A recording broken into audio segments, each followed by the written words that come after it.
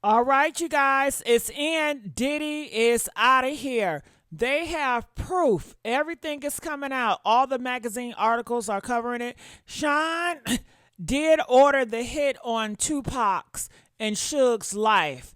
And in this article, it's going to give you detail exactly how it happened. And people also believe that Diddy, he also took out Biggie and he have a lot of other bodies behind him. So this is just ridiculous. Comment, let us know what you guys think. And I want you to hear this article detail how Diddy took out Tupac. Man, I tell you, it is so sad. Just taking out our own people. For what? Just ego, money. Sean Diddy Combs allegedly ordered a hit on Tupac Shakur's life months before he was murdered. A new report from New York Magazine, which was released on Wednesday, June 12th, claims. In the article, former LAPD detective Greg Kading, who was heavily involved in the investigations into the murders of both Shakur and Biggie Smalls, claimed Dwayne Keefe D. Davis, who was later arrested and charged in the 1996 murder of Shakur, that Combs, 54, was the one who ordered a hit on Shakur and Suge Knight's heads in 1995.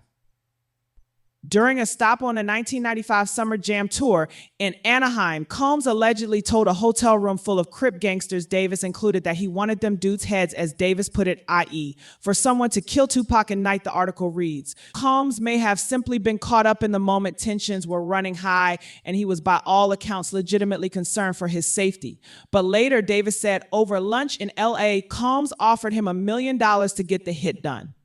According to Davis, he had agreed to the hit, telling Combs, man, we'll wipe their A out quick. Davis later told Kading he would have done it for $50,000.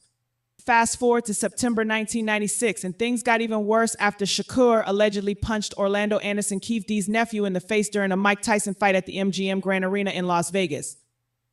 The S became ominously personal, Keefe D wrote later in his 2019 memoir, Compton Street Legend, about the incident. Keefe D then allegedly obtained a .40 caliber Glock from a drug dealer named Eric Von Zip Martin and went to track down Shakur and Knight. When Shakur didn't show up to Club 662 that night, a Knight-owned venue where Shakur was meant to perform, they drove back toward the strip on East Flamingo Road, the story reads. Just after 11 p.m., Davis spotted Tupac on the street near the intersection with Colville Lane, leaning out of the passenger side window of a black BMW that was being driven by Knight. As Tupac chatted up some girls in a passing car, Bubble Up hit the gas, sliding the car into the far right lane, while Davis handed the Glock to Anderson in the back.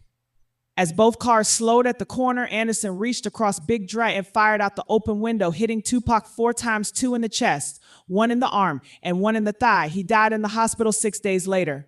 Knight, in the driver's seat, was hit in the head by bullet fragments. Things weren't over, though, as Kading began to focus on Combs. If what Davis was telling them was true, Combs was at the heart of a murder conspiracy plot that had resulted in Tupac's death. Just because they couldn't use Davis's statements against him in court didn't mean they couldn't use them to go after Combs, the article reads. Kading instantly recognized how incendiary Davis's story really was. Not only had he detailed the events behind Tupac's shooting and confessed to his own involvement in the crime, he also laid at least part of the blame for the murder at the feet of Sean Combs. Davis claimed that soon after the shooting, Combs called Zip to ask, was that us? Davis confirmed that it was, and that, despite the personal nature of the killing, he still wanted his $1 million bounty. He told Zip to handle the money on his behalf, but the payment never came.